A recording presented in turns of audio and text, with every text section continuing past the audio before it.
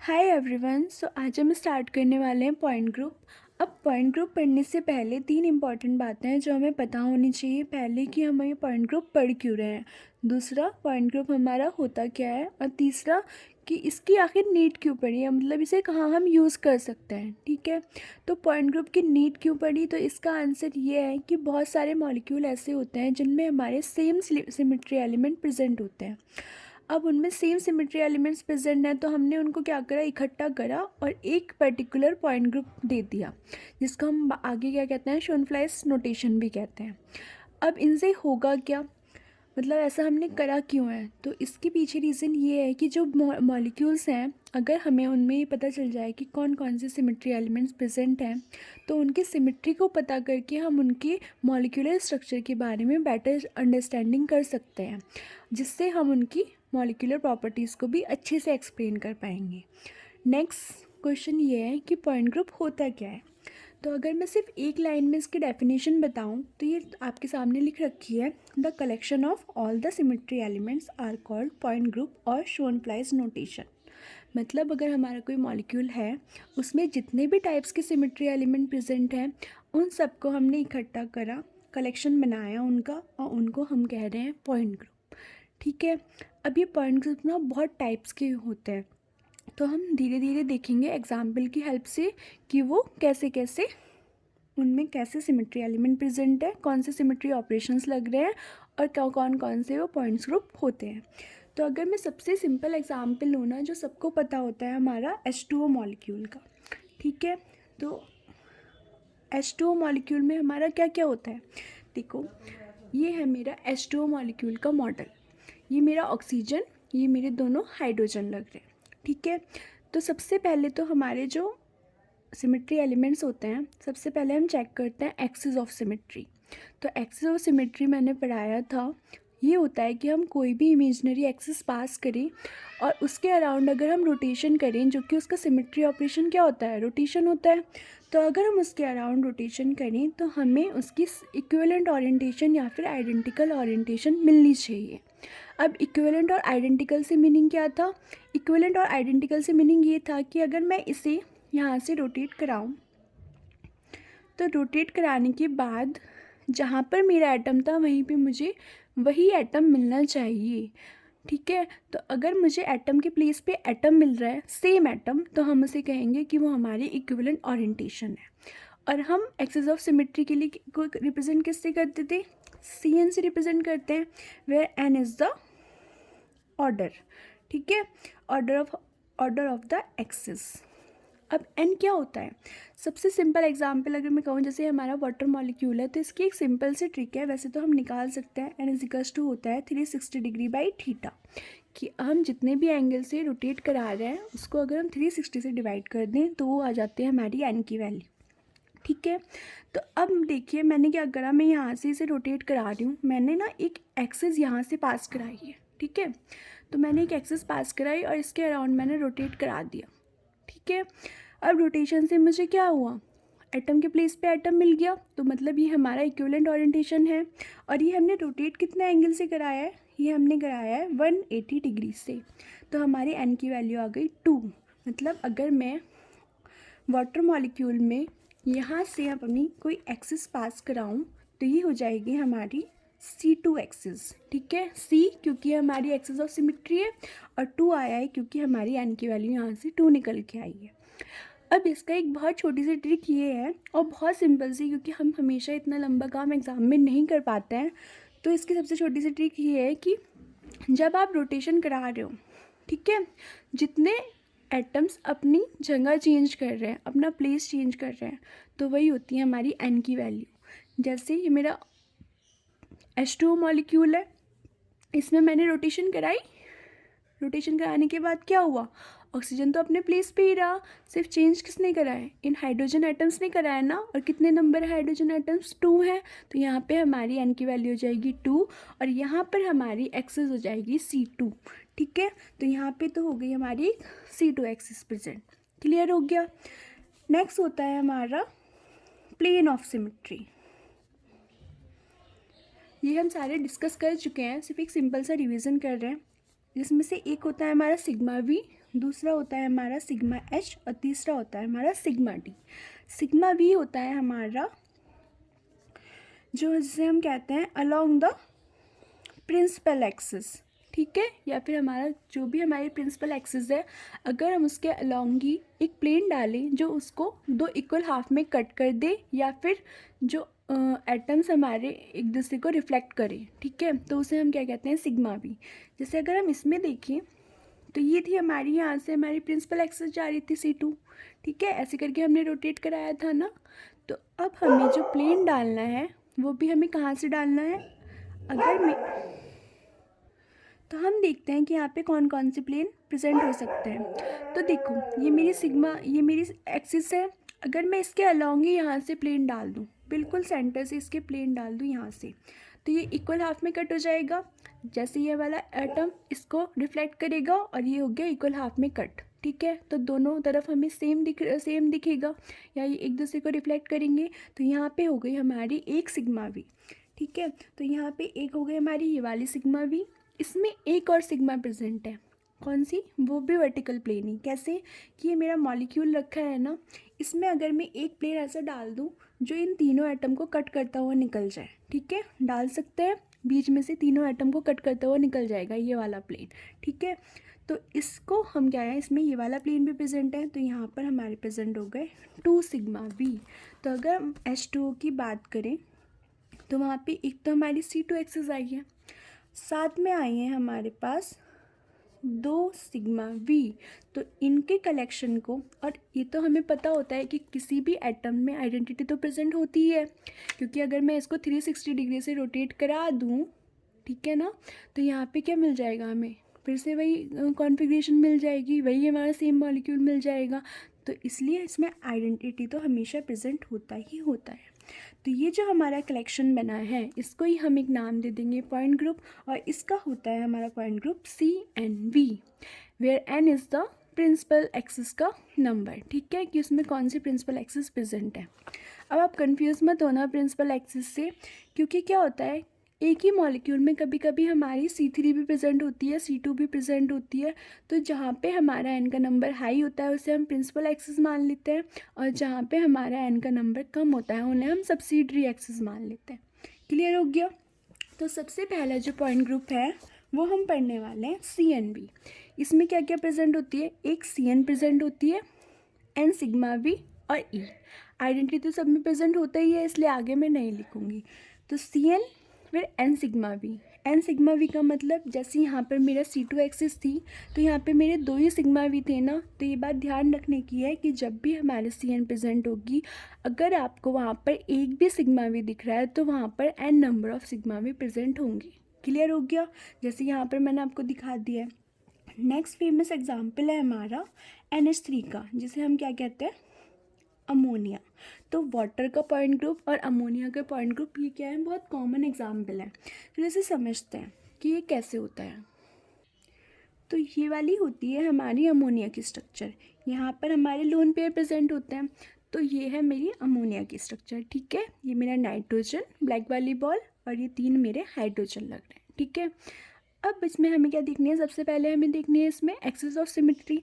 तो axis of symmetry कैसे देखेंगे, देखो अगर मैं एक एक्सिस यहाँ से पास करा दूँ, ठीक है, कहाँ से पास करा रहे हैं, इसके यहाँ से, मतलब एक धागा डाल दिया मैंने और यहाँ से पास करा दूँ, तो देखो ये कैसे रोटेट करेगा,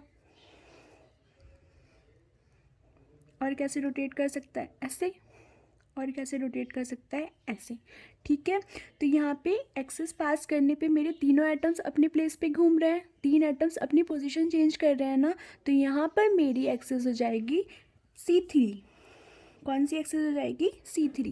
क्यों, क्योंकि देखो अगर मैं इसे ऊपर से ऐसे करके रोटेट कराऊँ तो 1, फिर उसके बाद अगर रोटेट कराऊँ तो 2, और फिर उसके बाद अगर रोटेट कराऊँ तो 3, ठीक है। तो यहाँ पर मेरी कौन सी एक्सिस हो जाएगी, 3 एटम्स ने अपनी जगह चेंज करी है ना, तो हमारी क्या हो जाएगी, C3 यहाँ पर प्रेजेंट हो गई। नेक्स्ट हमें देखना है हमारा प्लेन ऑफ सिमेट्री। तो अगर हमें प्लेन ऑफ सिमेट्री देखना है तो हम कैसे देखेंगे, देखो अगर मैं एक प्लेन ऊपर, तो हमारा देखो, अच्छा एक चीज़ और है, आप कहोगे कि हम इसमें C2 अप्लाई क्यों नहीं कर सकते, तो अगर मैं C2 यहाँ से अप्लाई करती हूँ ना, तो ये देखो इसके अराउंड अगर रोटेशन कराऊँ तो क्या हुआ, ये तीनों बॉन्ड ऊपर आ गए और यहाँ पे नाइट्रोजन के ऊपर हमारा लोन पेयर भी प्रेजेंट था और लोन पेयर कहाँ चला गया, यहाँ पे चला गया। तो हमें सिमेट्रिकली रोटेशन नहीं हुई है, इसलिए हम यहाँ पर C2 कोई भी प्रेजेंट नहीं है।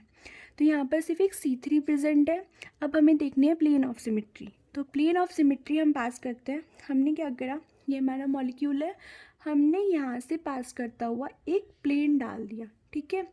वो प्लेन क्या करेगा, लोन पेयर को उसने कट कर दिया, इस वाले बॉन्ड को और इस वाले बॉन्ड को हाफ कट कर दिया, और ये दोनों क्या करेंगे, आपस में रिफ्लेक्ट करेंगे। बिल्कुल ऐसा सोचो कि यहाँ पर हम एक पेपर रख रहे हैं, तो वो पेपर क्या कर रहा है, बीच में से ये पेपर जा रहा है, लोन पेयर को कट कर रहा है, इस एटम को नाइट्रोजन को कट कर रहा है, इस एटम को बीच में से कट कर रहा है, और ये दोनों आपस में इक्वल हाफ में कट हो रहे हैं, ठीक है। इक्वल हाफ में मतलब जैसे ये है वैसे ही वाला पोर्शन हमें है, तो ये क्या होता है, तो इसलिए, और ये जो प्लेन हमने पास कराया है ये हमारा C3 भी यहीं से थी, प्लेन भी हमने यहीं से डाला है, तो ये दोनों क्या हो गए, पैरेलल हो गए ना, तो इसलिए यहाँ पर हमारा क्या हो गया, सिग्मा वी।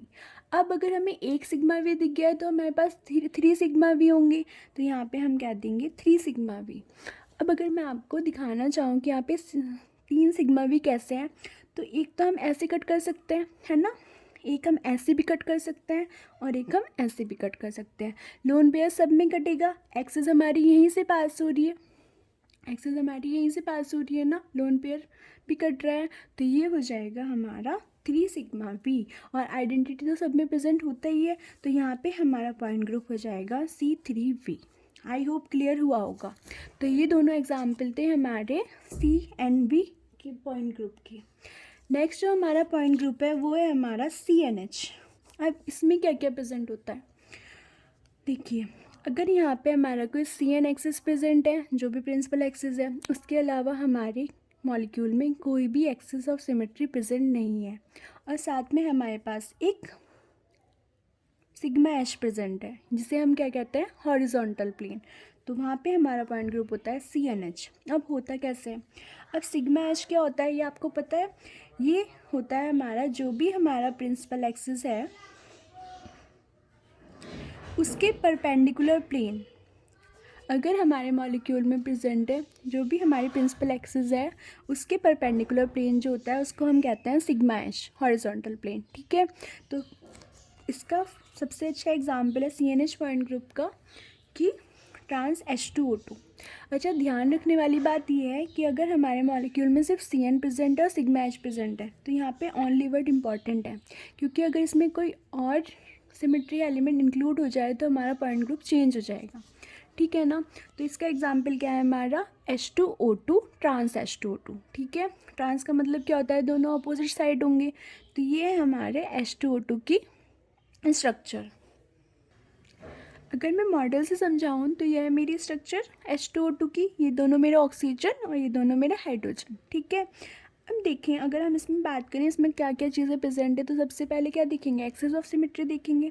तो देखो, अच्छा ये आप सबको पता है कि ये क्या होता है हमारा एक्स एक्सिस, ये होती है हमारी जेड एक्सिस और ये हमारे मानते हैं वाई एक्सिस, ठीक है ना। ये होते कैसे कैसे, ये हमारे होता है ऐसे करके और एक ऐसे, ठीक है। तो ये इनके बीच में भी 90 डिग्री का एंगल, इसके बीच में भी 90 डिग्री का एंगल, तो ये ऐसे करके 3 एक्सिस प्रेजेंट होती हैं।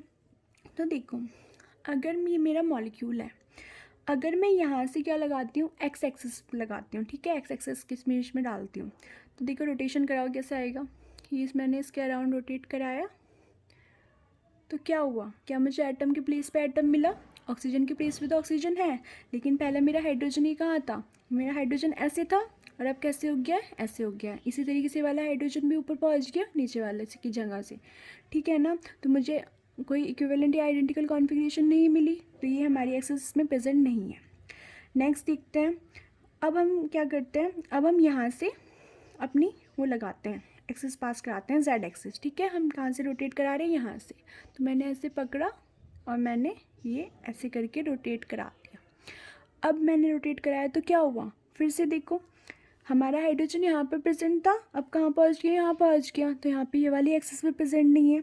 नेक्स्ट पास कराते हैं, अब एक ही पॉसिबिलिटी बची है कि इसमें मैं वाई एक्सिस के अराउंड एक्सिस पास कराऊँ, तो वाई एक्सिस के कैसे होगी, ये है हमारी वाई एक्सिस, इसको मैंने यहाँ से पकड़ा और मैंने कैसे रोटेट कर दिया, ऐसे करके रोटेट कर दिया। तो देखो सेम मिला है ना एटम के प्लेस पे एटम। एक बार और अगर देखना चाहेंगे तो ये था मेरा, मैंने यहाँ से इसे पकड़ा और मैंने क्या करा, इसको ऐसे करके रोटेट कर दिया। तो यहाँ से हमारी क्या हुआ, एटम के प्लेस पे एटम मिल गया। कितने एटम्स ने अपनी जगह चेंज करी, सिर्फ 2 एटम्स ने।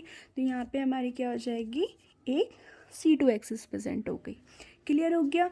अब C2 यहाँ से प्रेजेंट है, अगर हमें यहाँ पे सिग्मा भी चाहिए, प्लेन ऑफ सिमेट्री। अब सेकेंड हम प्लेन ऑफ सिमेट्री देखेंगे। तो अगर हमें प्लेन ऑफ सिमेट्री देखनी है तो C2 ये रही, अगर मैं यहीं से एक एक्सेस पास कराऊँ तो देखो मुझे क्या होगा, यहाँ से ये दोनों तो एक दूसरे को रिफ्लेक्ट करेंगे, लेकिन क्या इसके यहाँ पे दूसरा हाइड्रोजन प्रेजेंट है, नहीं है ना। ऐसे अगर हम पास कराते हैं तो यहाँ पे मुझे कोई एटम नहीं है जो इसे रिफ्लेक्ट करे, और ना ही इसके पास कोई एटम है जो मुझे जो इसको रिफ्लेक्ट करे। देखो ऐसे देखो कि मैंने ये वाला प्लेन डाला है तो इसके बगल में कोई नहीं है और इसके बगल में कोई नहीं है, तो यहाँ पर हमारा सिग्मा भी प्रेजेंट नहीं है।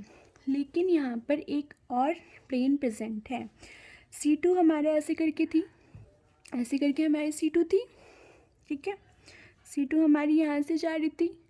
अगर मैं कोई एक ऐसे प्लेन डाल दूँ C2 के परपेंडिकुलर, ठीक है, मैंने ऐसे करके प्लेन डाल दिया, ये था हमारे C2 और ऐसे करके हम प्लेन डाल रहे हैं, तो वो क्या इसके परपेंडिकुलर प्लेन है, और वो प्लेन इन सारे एटम से कट करता हुआ निकल जाएगा, चारों एटम से, या फिर हम कह सकते हैं वो हमारा क्या है, मॉलिक्यूलर प्लेन है। तो वहाँ पे हमारा क्या हो गया, एक सिग्मा एच प्रेजेंट हो गया ना, C2 ऐसे, और एक सिग्मा इसका हॉरिजॉन्टल प्लेन जो सारे एटम्स को कट करता हुआ जा रहा है। तो यहाँ पे हो गया हमारा C2 plus sigma H. Identity तो इसमें है ही, उसके अलावा इसमें कोई एलिमेंट प्रेजेंट नहीं है, मतलब कोई सिग्मा प्रेजेंट नहीं है, तो हम उसको कह देंगे C2H। ये हो गया हमारा ट्रांस H2O2 का पॉइंट ग्रुप। क्लियर हो गया। अब यहाँ पे एक वर्ड आया था मॉलिक्यूलर प्लेन। तो मॉलिक्यूलर प्लेन हमारा वो प्लेन होता है जो हमारे मैक्सिमम एटम को कट करता हुआ निकल जाए, मतलब जितने भी हमारे किसी मॉलिक्यूल में एटम प्रेजेंट है, अगर वो प्लेन सारे एटम से होता हुआ जा रहा है तो हम उसे क्या कहते हैं, हम उसे कहते हैं मॉलिक्यूलर प्लेन। क्लियर हो गया।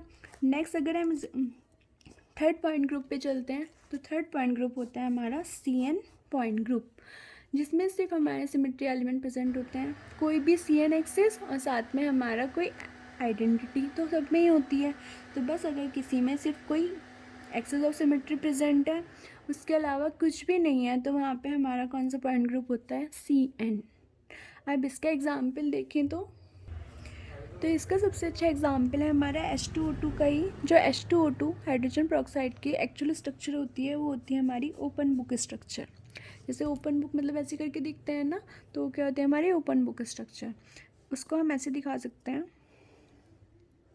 कुछ इस टाइप की होती है, ठीक है। तो इसमें क्या होता है, अगर हम इसके स्ट्रक्चर दिखाएं ना, तो हम स्ट्रक्चर्स की बना के देख सकते हैं। ये हमारा ऑक्सीजन और ऑक्सीजन है, और साथ में हमारे H और ये H करके ऐसे बॉन्ड है, दोनों ही हमारी ऊपर की साइड है, ठीक है ना।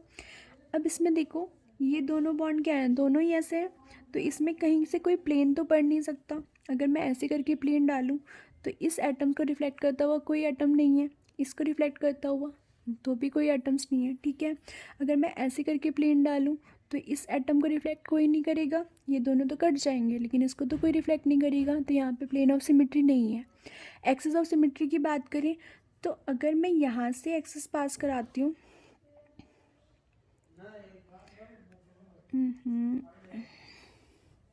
तो ये ऐसे करके है, अगर मैं यहाँ से C2 एक्सिस पास कराऊंगी तो इसके रोटेशन के बाद मुझे कुछ इस तरीके का मिलेगा, तो मुझे एटम के प्लेस पे एटम नहीं मिल रहा है, तो यहाँ पे हमारी ये वाली C2 एक्सिस भी नहीं है। नेक्स्ट अगर मैं पास कराऊँ, मैं पास कराती हूँ इसके अराउंड पास कराऊँ, तो क्या होगा, ये कुछ इस टाइप की मिल रही है, तो ये भी हमारी C2 एक्सिस प्रेजेंट नहीं है। तीसरी इसमें क्या पॉसिबिलिटी है कि अगर मैं ये हमारी जो स्ट्रक्चर है उसको मैं यहाँ से उठाकर, अगर मैं इसको यहाँ से उठा के ऐसे करके रख दूँ, ठीक है, तो दिख रहा है ना कि ये ऐसे करके हमारी क्या हो रही है, एटम की प्लेस पे एटम मिल रहा है। आप इसे ऐसे समझ सकते हो कि मैंने यहाँ से इसे रोटेट कराया और ये मेरा हाइड्रोजन किसकी प्लेस पे आ जाएगा। अगर मैं इसे यहाँ से रोटेट कराऊँ तो मेरा ये वाला हाइड्रोजन इस हाइड्रोजन की प्लेस पे आ जाएगा। तो ये हो जाएगा हमारे यहाँ पे सिर्फ C2 प्रेजेंट है और साथ में क्या है, एक आइडेंटिटी एलिमेंट। तो यहाँ पे हो जाएगा हमारा पॉइंट ग्रुप C2। ठीक है, इसे एक बार और देख लीजिए कि अगर मैं इसे ऐसे करके रोटेट कराऊँ तो ये क्या हो रहा है, बिल्कुल ऐसे ही करके आ रही है ना। तो बस ये हो जाएगा हमारा H2O2 का ओपन ब्लॉक स्ट्रक्चर। तो CN पॉइंट ग्रुप, CN जो होता है उससे रिलेटेड 3 पॉइंट ग्रुप होते हैं, एक CN, एक CNH और एक CNV। CNV में हम वर्टिकल प्लेन हमारे पास प्रेजेंट होता है, कितने होंगे, N सिग्मा भी प्रेजेंट होते हैं। यहाँ पे हमारा CN के साथ एक सिग्मा H प्रेजेंट होता है और यहाँ पे हमारा सिर्फ CN प्रेजेंट होता है। तो ये 3 पॉइंट ग्रुप होते हैं हमारे CN वाले। ठीक है, नेक्स्ट चलते हैं।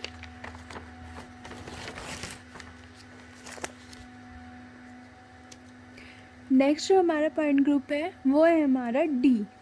अब डी कैसे मिलकर बनता है, तो सबसे पहले तो डी देखते हैं।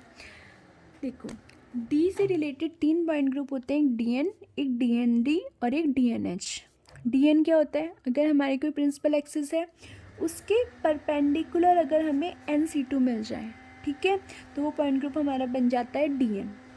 नेक्स्ट देखते हैं, अगर हमारे पास CN प्रेजेंट है उसके परपेंडिकुलर NC2 मिल जाए और वहाँ पे हमें n number of sigma V भी मिल जाए, मतलब n नंबर ऑफ हमारे पास प्लेन ऑफ सिमेट्री प्रेजेंट हो, तो वहाँ पे हमारा जो पॉइंट ग्रुप होता है वो होता है DND। नेक्स्ट अगर बात करें DNH, देखो ये सिग्मा V अगर हमारे किसी भी मॉलिक्यूल में CN प्रेजेंट है, परपेंडिकुलर NC2 भी प्रेजेंट है, तो वहाँ पे अगर हमारा सिग्मा H एब्सेंट होता है तो सिग्मा V को ही हम क्या मानते हैं, सिग्मा D मानते हैं, क्योंकि जो वो भी क्या होता है, हमारा बाइसेक्ट वाला प्लेन होता है जो दो C2 को क्या करता है, बीच में से कट करता है। तो यहाँ पे हम सिग्मा V को क्या मानते हैं, सिग्मा D ही मानते हैं। नेक्स्ट पॉइंट ग्रुप कौन सा है, DNH। अगर हमारे पास CN भी प्रेजेंट हो प्रिंसिपल एक्सिस, उसके परपेंडिकुलर हमारे पास NC2 भी प्रेजेंट हो, हमारे उसमें सिग्मा V भी प्रेजेंट हो और अगर वहाँ पे हमारा सिग्मा H भी प्रेजेंट है, तो ऐसे पॉइंट ग्रुप को कहते हैं हम DNH। अगर एग्ज़ाम में आपको CN दिख जाए, NC2 दिख जाए, सिग्मा H दिख जाए, तो कंफ्यूज मत होना, कहीं ना कहीं आप सिग्मा V निकालने में गड़बड़ कर रहे हो, क्योंकि CN plus NC2 plus sigma H कोई भी पॉइंट ग्रुप नहीं होता है, वहाँ पे हमेशा क्या होगा, सिग्मा V प्रेजेंट होगा ही होगा। ठीक है ना, तो यहाँ पे हमारे ये कौन सा पॉइंट ग्रुप हो जाएगा, DNH। इसके एग्जाम्पल हम आगे खूब सारे एग्जाम्पल करने वाले हैं। तो नेक्स्ट पॉइंट ग्रुप पे चलते हैं, बहुत इजी पॉइंट ग्रुप है CS। अगर हमारे मॉलिक्यूल में सिर्फ एक प्लेन प्रेजेंट है, बाकी उसके अलावा कोई एक्सिस ऑफ सिमेट्री प्रेजेंट नहीं है, कुछ प्रेजेंट नहीं है, तो वहाँ पे हमारा पॉइंट ग्रुप क्या हो जाता है, CS। एग्जाम्पल देखते हैं, OHCl, HOCl कह सकते हैं, OHCl। तो देखो यहाँ पे अगर हम यहाँ से C2 पास कराएं तो Cl के प्लेस पे हमें H मिलेगा, H के प्लेस पे हमें Cl मिलेगा, तो यहाँ पे C2 प्रेजेंट नहीं है। यहाँ से हम सिग्मा भी पास नहीं करा सकते, क्योंकि अगर हमारे पास C2 प्रेजेंट नहीं है, कोई प्रिंसिपल एक्सिस प्रेजेंट नहीं है, तो उसके अलॉन्ग या फिर परपेंडिकुलर वाली बात ही नहीं रहती है। तो यहाँ पर सिर्फ एक हमारा मॉलिक्यूलर प्लेन है जो इन तीनों एटम्स को कट करता हुआ चला जाएगा। ठीक है, तो यहाँ पे हमारा सिग्मा के अलावा कोई चीज़ प्रेजेंट नहीं है, ना तो कोई plane of axis of symmetry present है, सिर्फ एक प्लेन प्रेजेंट है जो इसको HOCl को बीच में से सारे एटम्स को काटता हुआ निकल जाएगा। तो ये हो जाएगा हमारा, इसका पॉइंट ग्रुप हो जाएगा CS। ठीक है, अगर मॉलिक्यूल से दिखाऊं तो ये हो गया हमारा HOCl का एग्जाम्पल, ये हाइड्रोजन, ये ऑक्सीजन और ये Cl एटम। अगर मैं यहाँ से अपनी रोटेशन कराऊँ तो Cl के प्लेस पे हाइड्रोजन आ रहा है, तो ये तो हमारी कोई एक्सेप्टेबल ओरिएंटेशन नहीं है। अगर मैं यहाँ से रोटेट कराऊँ तो ये तो दोनों ही एटम उल्टे हो गए, फिर उसके एटम के प्लेस पे एटम नहीं मिला, तो यहाँ पे हमारी कोई CN एक्सिस प्रेजेंट नहीं है, सिर्फ यहाँ पे एक सिग्मा प्रेजेंट है। कौन सा, जो अगर मैं यहाँ से बीच में से सारे एटम्स को कट करा दूँ तो वो तीनों एटम्स को कट करता हुआ निकल जाएगा, तो वही होगा हमारा सिग्मा मॉलिक्यूलर प्लेन और ये हमारा पॉइंट ग्रुप हो जाएगा CS। ठीक है, नेक्स्ट हमारा पॉइंट ग्रुप होता है CI। अगर मेरे मॉलिक्यूल में सिर्फ सेंटर ऑफ सिमेट्री प्रेजेंट है और उसके अलावा कोई एलिमेंट प्रेजेंट नहीं है, तो उसको हम कहते हैं CI पॉइंट ग्रुप। अब सेंटर ऑफ सिमेट्री क्या होती है सबको पता है।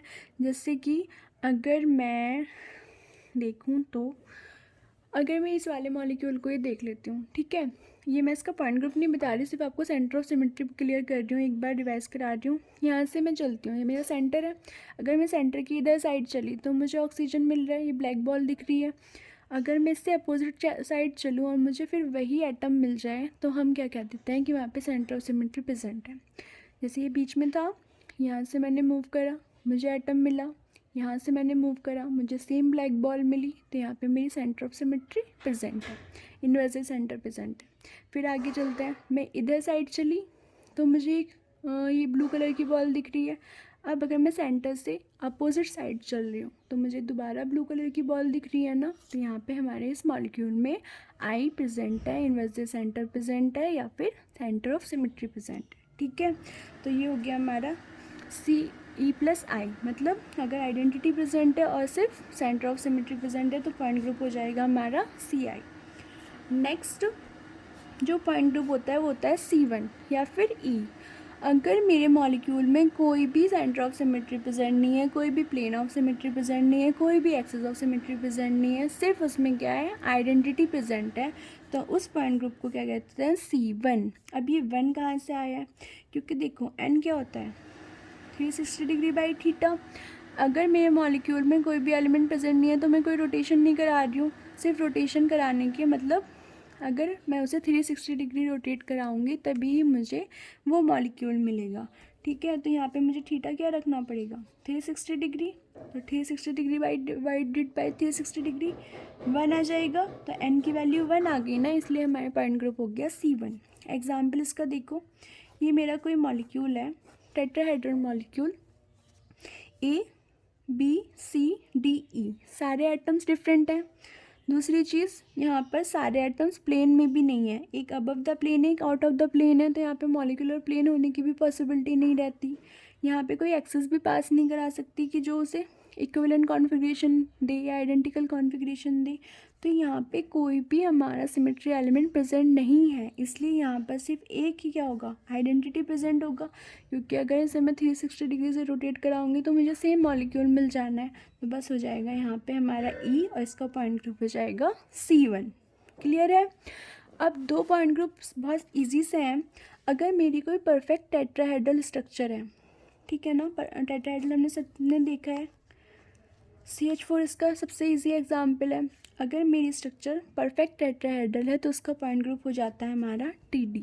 और इसी तरीके से अगर मेरी कोई स्ट्रक्चर परफेक्ट ऑक्टाहेड्रल है, ठीक है ना, उसमें 6 एटम है, वो परफेक्टली ऑक्टाहेड्रल है, उसमें कोई डिस्टॉर्शन नहीं है, तो हमारा पॉइंट ग्रुप हो जाता है OH। तो ये थे हमारे कुछ इंपॉर्टेंट पॉइंट ग्रुप। अब छोटी सी टेबल बना लेते हैं।